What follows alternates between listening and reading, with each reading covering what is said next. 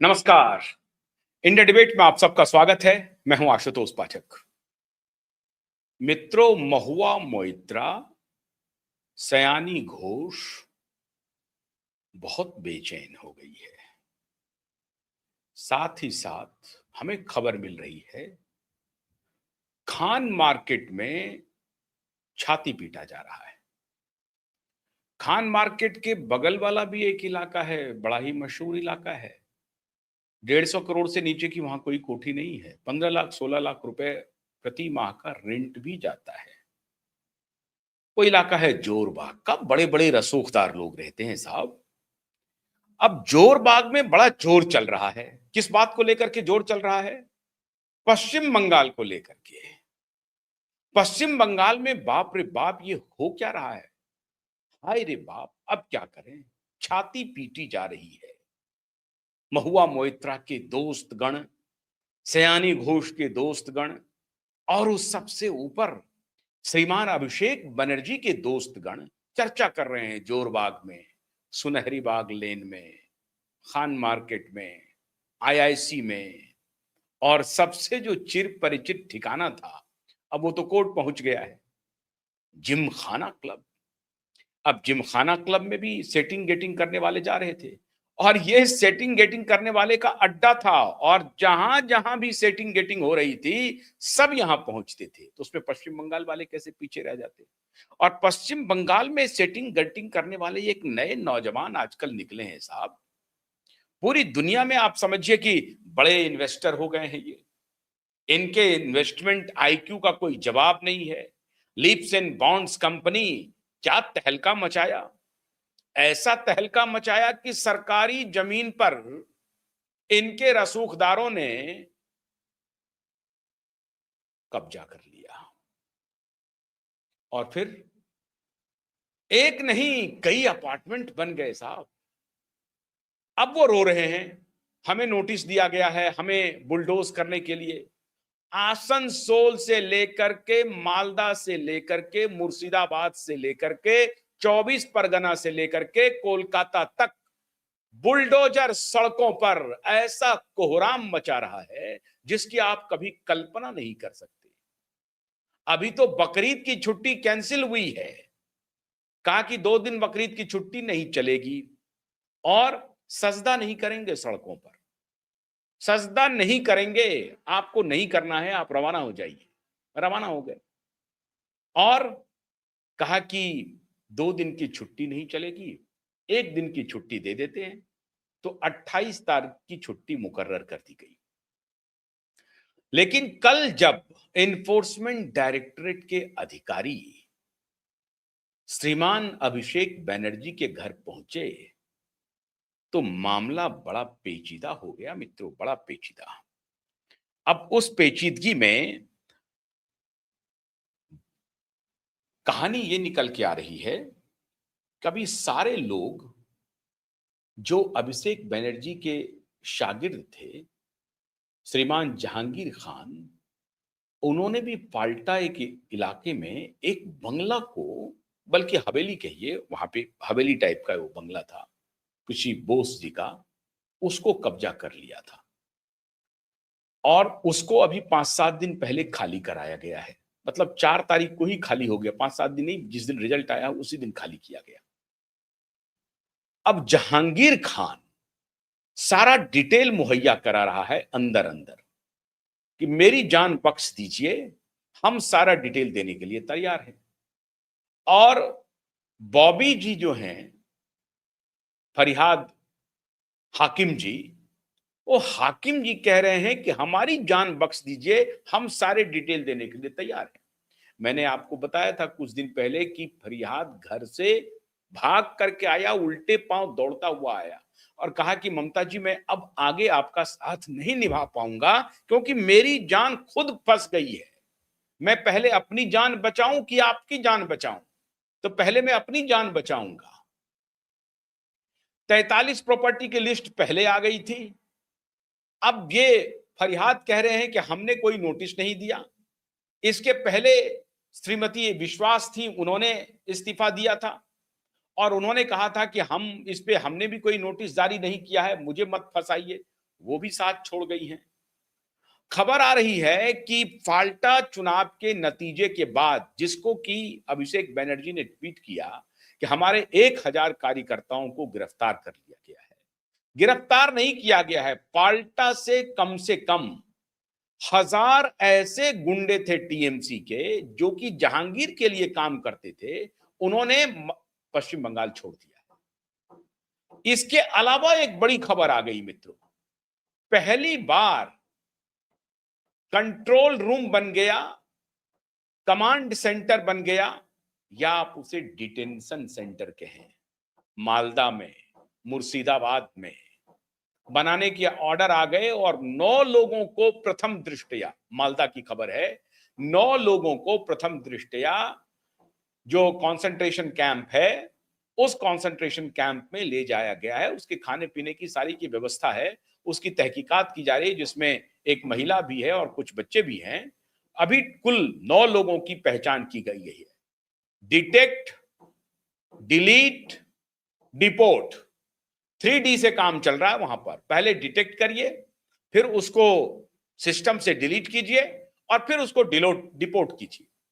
अब पश्चिम बंगाल सरकार ने, माननीय शुभेंदु जी ने पुलिस को आदेश दिया है कि अगर आपको लग जाए कि भाई फलाना व्यक्ति बांग्लादेशी घुसपैठिया है, रोहिंग्या है, अगर आपको लग जाए और आप कंफर्म हो जाते हैं कि हाँ ये बांग्लादेशी है और ये रोहिंग्या है, तो उसे कानूनी पचड़े में फंसाने की कोई जरूरत नहीं है।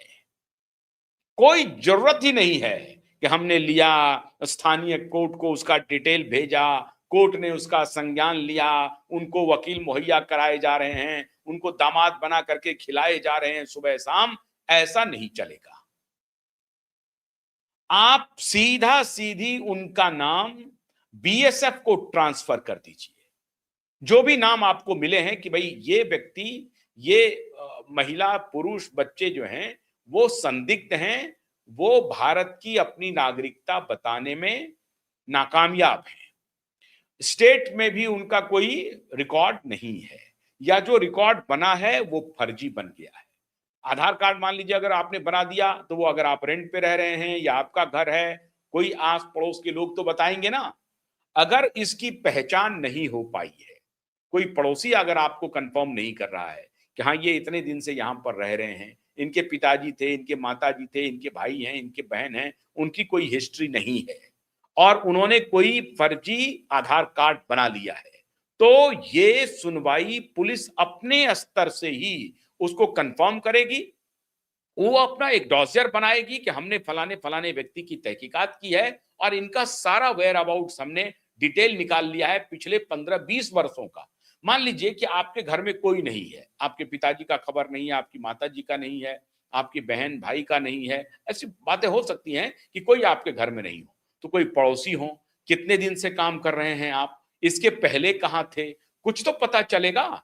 या अगर आपके माता पिता नहीं है, आपके कोई भाई बहन नहीं है, उसके बारे में भी तो पड़ोसी कोई जानकारी देगा कि मैं फलानी जगह पर रहता था। मान लीजिए कि आप अभी मुर्शिदाबाद में हैं, मुर्शिदाबाद से उठ के आ गए हैं कोलकाता, कोलकाता में आपने आधार कार्ड बना लिया है। अब आधार कार्ड में कोलकाता का कोई जगह आप दे रहे हैं, वहां पुलिस पहुंचती है, पुलिस तहकीकात करती है, तो वहां पुलिस को कुछ संदेह होता है, तो पुलिस क्या करती है, फिर उसके बताए रास्ते पर कि आप कहां से आए हैं, तो उन्होंने कहा कि हम मुर्शिदाबाद से आए हैं, तो पुलिस मुर्शिदाबाद पहुंच गई, मुर्शिदाबाद पुलिस को इन्फॉर्म कर दिया कि भाई इस नाम का व्यक्ति जो है वो मुर्शिदाबाद से आया हुआ बताया जा रहा है, आप फलाने एड्रेस पर जाकर के पता कीजिए कि इनका कोई परिवार या इस नाम के व्यक्ति को वो जानते हैं, वहां के आस पड़ोस के लोग हैं, और जो एड्रेस दिया जा रहा है घर का वो है कि नहीं है। अब वहां पुलिस पहुंची, पुलिस को पता चलता है कि नहीं भाई यहाँ भी कोई इस तरह का आदमी नहीं है, कोई ना उसके माँ बाप का कोई ठिकाना है, ना भाई बहन का ठिकाना है, दादा दादी तो छोड़ दीजिए, तो उनका कोई ठिकाना नहीं है, कुछ पता नहीं है, ननिहाल का पक्ष है, मामा मामी है, कोई है परिवार में, कहीं से भी 2-3 ठिकानों की तहकीकात करेंगे। अगर मान लीजिए कि आप कलकत्ता में हैं, आप बता रहे हैं मुर्शिदाबाद का, कलकत्ता की तहकीकात संदेहास्पद रही, मुर्शिदाबाद की तहकीकात संदेहास्पद रही, फिर आपको थोड़ा वक्त दिया जाएगा कि भाई आपके पास और कोई डॉक्यूमेंट है तो आप ले आओ। ऐसा नहीं कि पुलिस उठाई और डिपोर्ट कर दी, बिल्कुल नहीं। आपको कंसंट्रेशन कैंप में रखा जा रहा है कि आप आइए, अगर आपके पास और कोई सबूत है, आप अपने जान पहचान के किसी को बुलाना चाहते हैं, बताना चाहते हैं तो बता दीजिए, या आप अगर शुद्ध शुद्ध ये बता दीजिए कि हाँ हम बांग्लादेश से आए हैं, इस तारीख को आए हैं, इस महीने में आए हैं, इस साल में आए हैं, कैसे आए हैं वो भी बता दीजिए। अब इससे दो तीन बातें साफ हो रही है मित्रों। अगर किसी ने ये नहीं बताया कि हम बांग्लादेश से नहीं आए हैं, मान लीजिए कि झूठ बोल दिया कि हम बांग्लादेश से नहीं आए हैं, तो यहां का सबूत उनको पेश करना पड़ रहा है, वो सबूत उनको नहीं मिल रहा है, झूठ पकड़ में ही आ जाएगा। कितने दिन तक आप छुपाएंगे और कहां कहां झूठ बोलेंगे? कोलकाता में झूठ बोल लिया, संदेहास्पद रहा। मुर्शिदाबाद में आए, वहां संदेहास्पद रहा। अब वहां से कोई तीसरा बताएंगे तो नहीं। अंततः आपको बताना पड़ेगा कि हाँ हम बांग्लादेश से आए हैं, हाँ हम नेपाल से आए हैं, हाँ हम म्यांमार से आए हैं, हम रोहिंग्या हैं, या हम बांग्लादेशी मुसलमान हैं, क्या हैं, या बांग्लादेशी हिंदू हैं। अगर बांग्लादेशी हिंदू है तो पहले ही आकर के बोल देगा कि साहब हम तो बांग्लादेश से माइग्रेट करके आए हैं, मेरी जान बचाइए। तो वो तो पहले ही कह देगा कि मैं फलाना फलाना आदमी हूं, आप बांग्लादेश में पता कर लीजिए। अगर बांग्लादेश में आप हिंदू नहीं हैं और आप दूसरी कम्युनिटी के हैं और आप इसका रहस्योद्घाटन कॉम्पिटेंट अथॉरिटी के सामने नहीं करते हैं, तो वैसी परिस्थिति में पुलिस को यह अधिकार शुभेंदु अधिकारी जी ने दे दिया है कि आपको अगर सारे तथ्य सही मिल जाते हैं जो संदेह को पुष्ट करता है, ऐसी परिस्थिति में आप कोई लीगल कार्रवाई के लिए इंतजार नहीं करें। आप सीधे उनको कंसंट्रेशन कैंप में लाएं, उनको और थोड़ा वक्त दें कि आप अपना प्रोड्यूस अगर कर सकते हैं भारत की नागरिकता तो करिए, नहीं तो आप सीधा उनको बीएसएफ को डिपोर्ट कीजिए।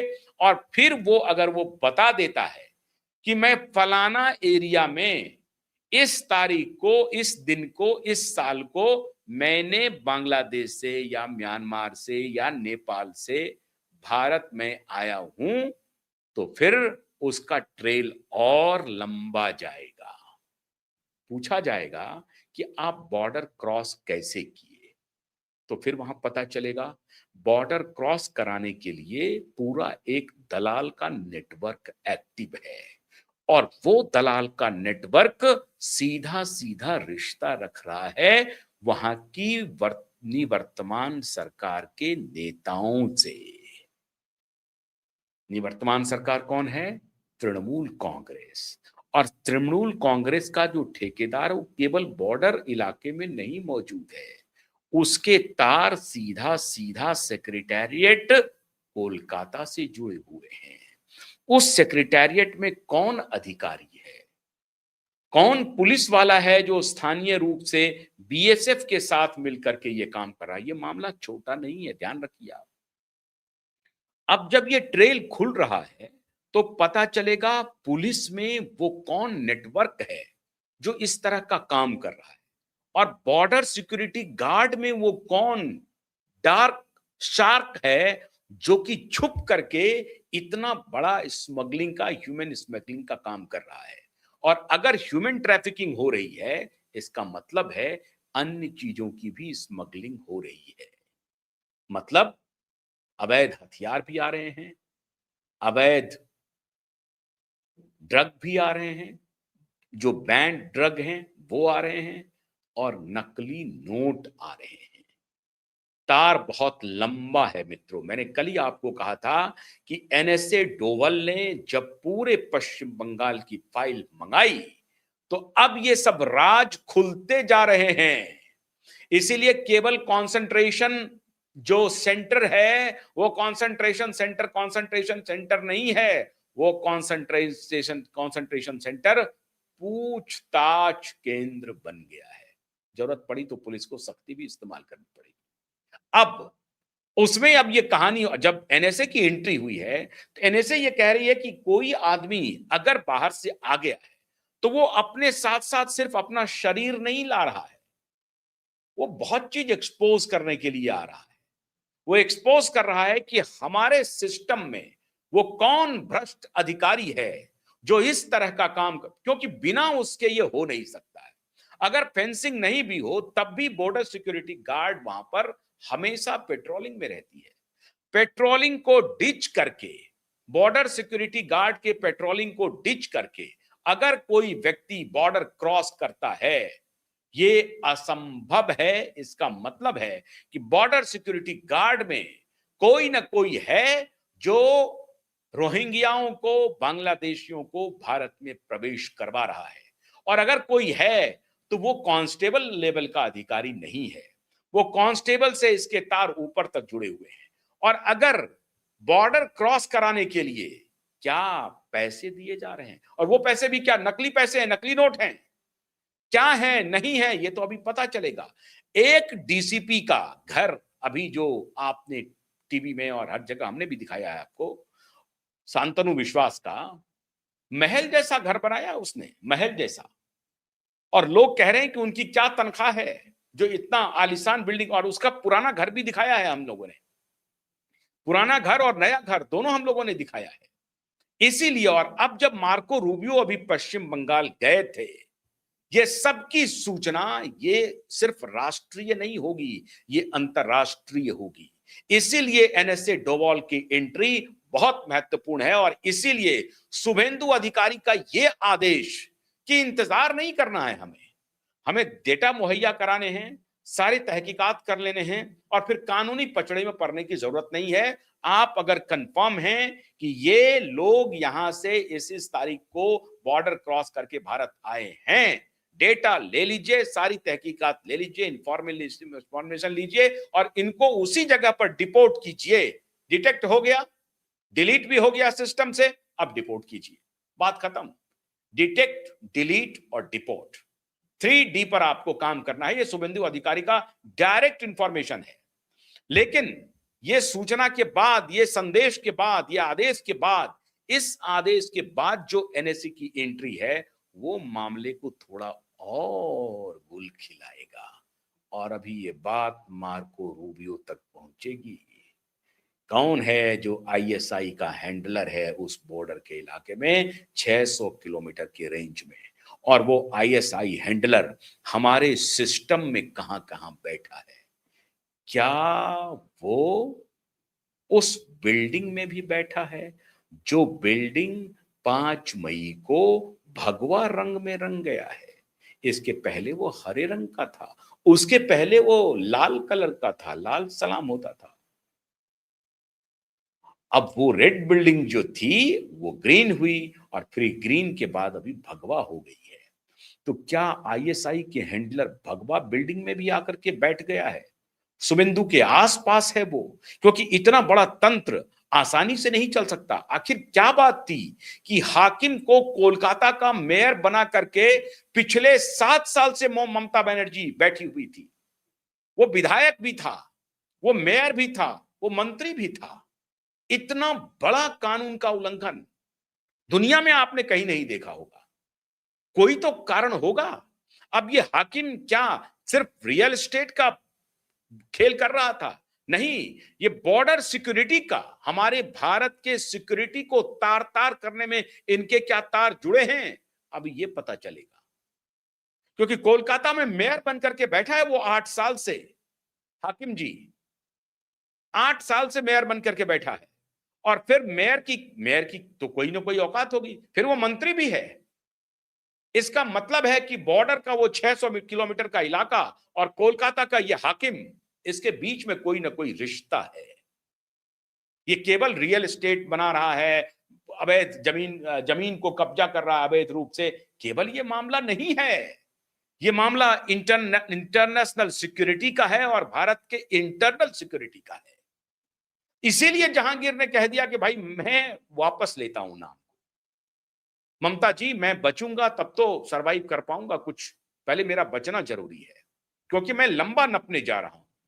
मैं सिर्फ फाल्टा में और 24 परगना और डायमंड हार्बर से नहीं मेरा नाम जुड़ेगा, मेरा नाम जुड़ेगा वो 600 किलोमीटर बॉर्डर से।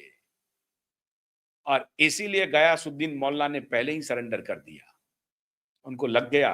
कभी सारे के लिस्ट तैयार हो रहे हैं, कम से कम 3000 का लिस्ट तैयार हुआ है, जो हमारे पास सूचना है 3000 ऐसे लोगों का लिस्ट है जो इस तरह के डूबियस गतिविधियों में शामिल थे। एक एक कॉन्स्टिट्यूंसी का, एक एक विधानसभा का, एक एक लोकसभा का बूथ वाइज डिटेल है कि कौन व्यक्ति कहां से संपर्क में था और कैसे इकट्ठा करता था। याद है ना मुर्शिदाबाद में क्या हुआ था, मालदा में क्या हुआ था?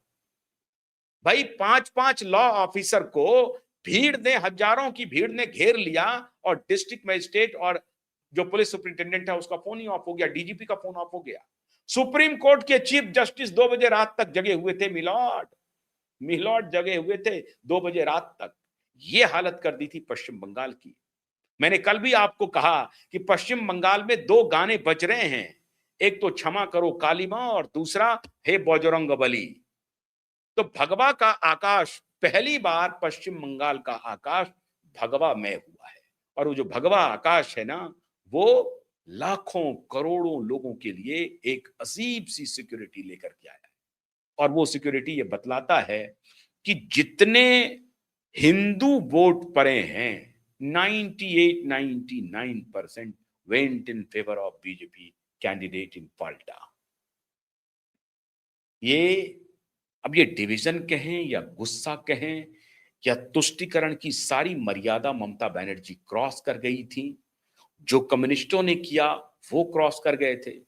आज कोलकाता का वो कैटल मार्केट जो बाजार है, हाट है, सूना है। और वहां पर ये अभी गाय खरीदने बेचने का धंधा चलता था बकरीद के पहले मित्रों। और ये कम्युनिस्ट करवाते थे ये काम, क्योंकि उनको गाय खाने से भी परहेज नहीं था। वो तो बोलते हैं, कम्युनिस्ट के सारे लोग बोलते हैं, अरे बड़े पत्रकार इसी लुटियन जोन में कैमरे पर आकर के कहते हैं आई लव बीफ। बड़े पत्रकार जिनके खानदान में कभी डिफेंस के चीफ रहे, चीफ ऑफ आर्मी स्टाफ रहे, वो पत्रकार कह रहे हैं आई लव बीफ। ये मामला खान मार्केट से सीधे फाल्टा तक जुड़ा हुआ है और फाल्टा से सीधे बांग्लादेश के बॉर्डर तक जुड़ा हुआ है मामला। ये तार बहुत लंबा है, ये गहरा तार है, इसीलिए रुदाली वहां जब पकड़ाई होगी, यहां रुदाली शुरू हो जाएगी। वहां गिरफ्तारी होगी, वहां बुलडोजर चलेगा, यहां रुदाली शुरू हो जाएगी। इससे आपको विचलित होने की जरूरत नहीं है। और मैं सभी उन दर्शकों से कह रहा हूं, अगर इस तरह की रुदाली वाले वीडियो, ये ब्लैक स्क्रीन करने वाले, छाती पीटने वाले पत्रकारों को पहचानिए। ये देशद्रोह कर रहे हैं और पिछले 50 साल से इन्होंने देशद्रोह किया है। इनसे इनका हिसाब पहले चुकता कीजिए। इन्होंने कभी आवाज नहीं उठाई कि किस तरह से वहां हालत हुई है। काली की भूमि को काबा में तब्दील कर दिया, इनका सेक्युलरिज्म वाहवाह कर रहा था। और इसीलिए जब योगी वहां गए तो काली की भूमि को काबा में तब्दील होने नहीं देंगे, कह रहे थे योगी, और वही हुआ। तो अब जो डिटेक्ट, डिलीट और डिपोर्ट चल रहा है उससे खलबली है। बुलडोजर जो चल रहा है उससे खलबली है। गुंडागर्दी, कट कमीशन, नंगा नाच कर दिया अभिषेक बैनर्जी ने। और अभिषेक बैनर्जी 31 जुलाई बहुत दूर है, अभी और बहुत कुछ, गंगा में बहुत पानी बहना बाकी है। अभिषेक, आपका बचना नामुमकिन है। कोर्ट तो आपको एक फंक्शनल डेमोक्रेसी है जहां पर कि एक इंडिपेंडेंट जुडिशरी है, निर्भीक निष्पक्ष जुडिशरी है, आपको राहत देगी, बिल्कुल देगी। लेकिन when case will start on merit, you will be behind the bar. Nobody will save you, no judiciary will save you. क्योंकि जो अपराध आपने किया है ना, वो अपराध क्षम्य नहीं है, क्षम्य नहीं है वो अपराध। इसीलिए अभी जो कल छापेमारी हुई है तो बिलबिलाहट है, होने दीजिए, अभी ये चलेगा मामला।